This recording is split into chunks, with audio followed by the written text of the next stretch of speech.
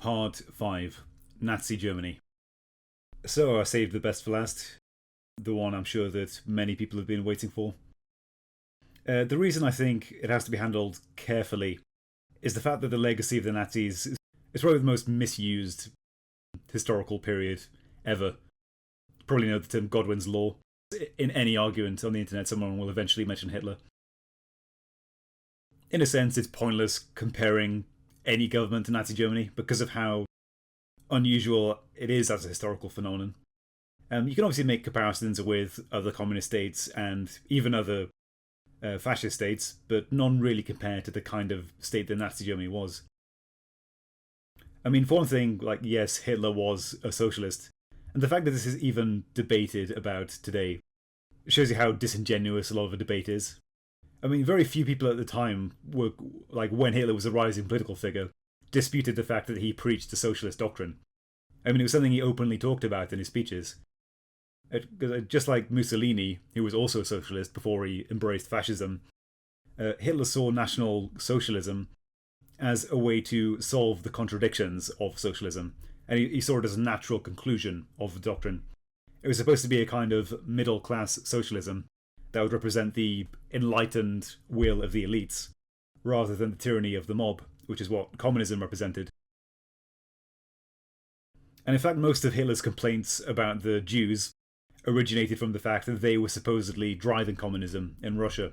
And so in Mein Kampf and his table talks, he openly says that the Soviet Union is actually run by ethnic Jews and ethnic Germans because of the fact that Slavs were apparently incapable of ruling themselves. So it's important to note that Hitler's National Socialism has its origin in the pan-German movement. And really that was Hitler's military strategy. I mean, that was why the whole idea of Lebensraum, creating a living space in Eastern Europe which ethnic Germans would rule, which he didn't invent, it was invented in World War I. It was what drove his annexation of the Sudetenland in Czechoslovakia, where ethnic Germans lived, and what drove his invasion of Poland and the Austrian vote to unify with Germany. He didn't want to start a war with Britain or the United States, although he was prepared to run the risk of it, and then blame the Jews for pulling them into the war. But the whole idea was that, again, Germany, similar to World War I, the whole idea was that Germany had been left behind and treated unfairly, and that it had this sort of natural place in history. And therefore, if all ethnic Germans around Europe were unified, and therefore it would naturally be a defense against the communist states. And so, yeah, people who look into it might notice that there's not really that much difference between the National Socialism that Hitler thought of and the socialism in one country that was proclaimed by Stalin. Both are totalitarian doctrines, and both advocated the complete abolition of a distinction between state and private life. Socialism is actually an authoritarian doctrine, and it kind of always has been since its conception. And I'm not talking here about, wealthy European welfare states, which exist inside governments that are very limited constitutionally and have a very clear free market role.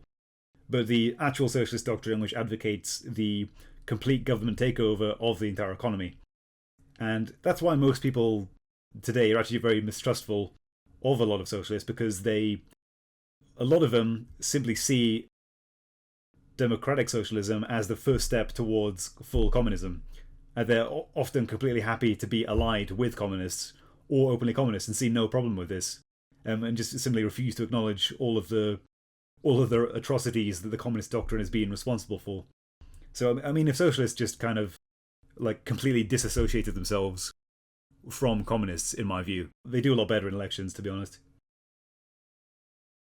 And so while the institutionalist theorists can find a lot of support for their theories in many cases, I think Nazi Germany probably makes the best case for a government which is actually a result of an ideology.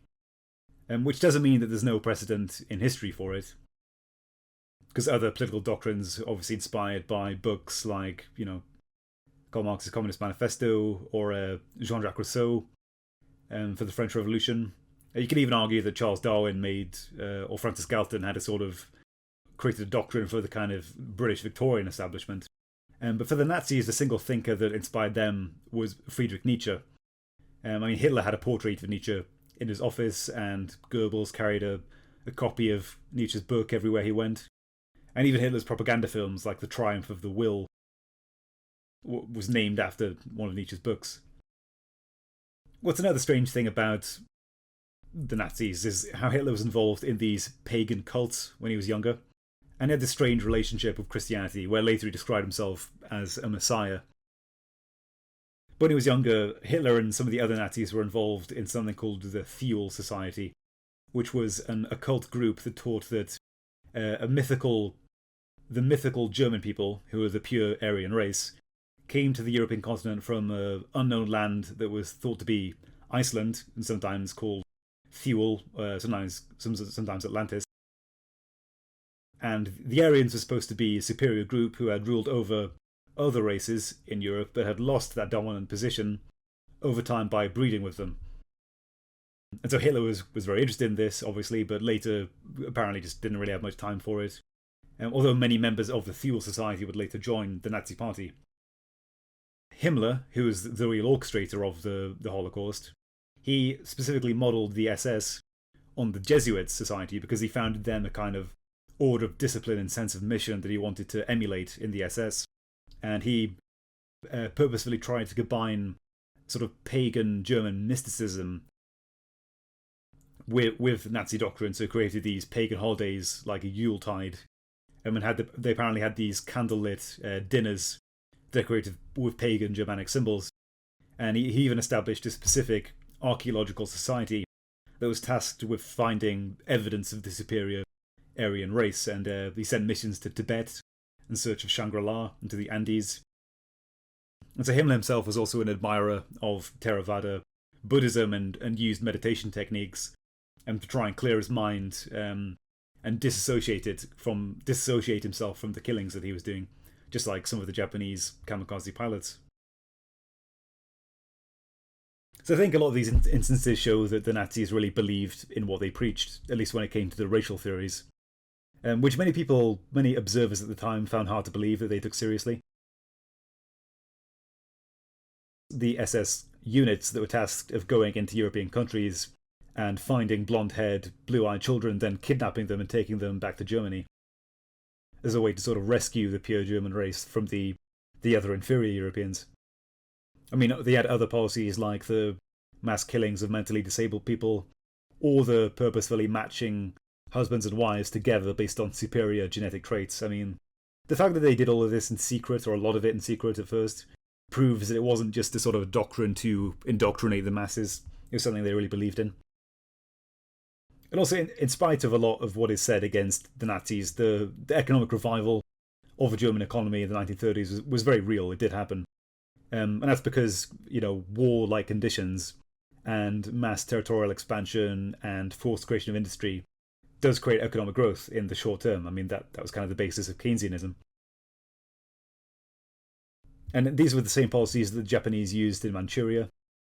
But just like the Japanese, the whole model depended on territorial expansion, because once you've ruled out free trade, you can't buy that coal and steel that you might like. You can go and conquer a land that has some of it. And the Nazis were also terrible at producing the same economic conditions in the areas that they ruled, like all of these systems. And so they just wanted to turn Eastern European Slavs into slaves, just like the Jews, and have them work in the camps. And so if they'd actually won the war, they would have presided over and eventually a declining economy, like the Soviet Union did, although one could argue they may have been less dogmatic about it. And so China today, in spite of all its incredibly brutal human rights violations, doesn't really come close to embracing the scale of political fanaticism or the urge for territorial expansion that the Nazis had, thankfully. Interestingly, Hannah Arendt observed that perhaps the more dangerous form of totalitarianism lay not with the fanaticism of Hitler and Stalin, but in the cold calculation of Himmler and Molotov. And this kind of cold calculation may actually be now what rules China in the form of Xi Jinping, who is a very bureaucratic and calculating person, which is why his power grab sort of took so many people by surprise. And like the rest of the CCP, he claims to have transcended ideology altogether and be purely pragmatic. I mean, which is not true, but that's the claim. Although, in spite of all of his carefulness, the theories that he does espouse is somewhat disconcerting. I mean, I try never to really to make comparisons with Nazi Germany because it's so misconstrued. But you have to make an exception with China because there are some Nazi thinkers that Xi Jinping has apparently reported openly embracing, and there appears to be an alliance between sort of Xi's technocrats and the sort of Han ultra-nationalists who are an emerging sort of cultural movement in China. So the Nazi legalist philosopher Carl Schmitt has been quoted by Xi Jinping as being one of his favourite philosophers. Schmitt was writing in Weimar, Germany, on the nature of dictatorship, and he sought to remove any taboo around the word dictator. And as he saw it, a dictatorship was merely an executive government that was different to a sort of slow legislative process. And he said that the leader should exercise the right to occasionally suspend the rule of law and to step outside of it to suspend the country's constitution, which may be all well and good until the dictator, instead of picking just the right moment to step outside the rule of law, decides that actually he can do without them. So Schmitt's writings have had quite a significant influence on the formation of a legal code in China under Xi, according to several academics. Given the fact that he legitimized strong party, one-party rule and dictatorship, it's not hard to see why Xi likes him so much. And so apart from embracing Nazi legal philosophy, he at least doesn't appear to be openly embracing their racial doctrines. But the idea of a rising Chinese nationalism has been part of an academic discourse in China since at least the early 1990s. And some people have questioned whether this is actually the case or whether it's reflective in government policy. And we now actually have evidence that it is reflective. So during the 2008 Olympics, China was exposed to Western media a lot more than it had been in the past, and citizens in Tibet and Xinjiang took the opportunity to raise awareness about persecution and organised protests and what later devolved into riots against the Chinese government. And the result of this was a change in the Chinese approach towards ethnic minorities in the Chinese intellectual class led by a writer called Hu Angang, who criticised the policy of the previous administration of promoting ethnic minorities as distinctive. And he argued that this had led to a desire for separatism among the Uyghurs and Tibetans, and instead they had to be assimilated into Han culture. The government should create a state race, a unified state race of a mixture of Han and all other minorities, and that should become government policy. And Hu Angang's essay later became one of the most cited and published within the Communist Party, and it forms a policy in Xinjiang and Tibet today. And so, to create this state race, China already has policies of subsidizing Han citizens, giving them money if they settle in these minority areas, and they also started subsidizing ethnic Han Chinese who marry Uyghur women or marry Tibetan women. They created these model unity villages for propaganda, which shows Uyghurs and Han people living side by side, and even created a program that allows the Han Chinese police to live in the homes of Uyghur women whose husbands have been sent to the concentration camps. Another example of rising nationalist militarism over the years has been shown by the increased incursions into the South China Sea and the numerous rising threats within the Chinese military to invade Taiwan. Chinese state media repeatedly shows military vehicles firing missiles and troops landing in mock invasions of Taiwan. And the Chinese government allows massive anti-Japanese protests to take place and often encourages nationalist demonstrations. And during this coronavirus crisis, reports have shown that the government's basically engaged in a kind of digital cultural revolution where nationalist voices on the Chinese internet are amplified and funded by the Chinese government, whereas people's criticism of nationalism are either censored or just drowned out by these internet movements like the Wu Mao's 50 Cent Army or the Little Pinks, the Xiao Fen Hong. And this has created actually an incredibly dangerous and vocal ultra-nationalist movement among Chinese mainlanders, which I've seen myself firsthand. It's resulted, among other things, in the firebombing of Falun Gong offices in Hong Kong, the stabbing of Hong Kong activists, roaming nationalist Chinese gangs that attack random foreigners. Chinese historians have been attacked, beat up, and labelled as Han traitors. You have massive cyber warfare campaigns directed at other governments in Southeast Asia. And you have internet posts recently calling on the Chinese government to kill every environmentalist, kill every feminist, and every human rights activist. And not only are these posts allowed to stay, but they're given hundreds of thousands of likes.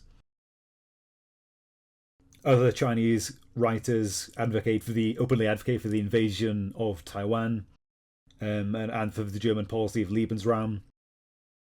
Also advocate that Vietnam and Kazakhstan and Mongolia all want to return to Chinese rule, although the government does occasionally censor these posts if they get too extreme. And what's more worrying is that the use of the Great Firewall and the indoctrination of Chinese mainlanders now means that the vast majority of Chinese people simply quietly accept this sentiment. Even Chinese who have been abroad, they're unlikely to ever read foreign news, because they simply just use Chinese apps, Chinese media sites, and they just basically live in these insulated Chinese bubbles with other mainlanders, so that the CCP narrative is never challenged.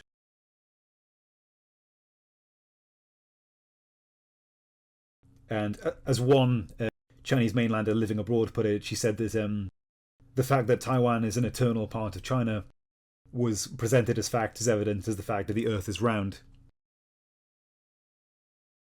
Perhaps the reason that so many young Chinese people adopt nationalism is that there's simply no other ideology you're really allowed to have in modern China.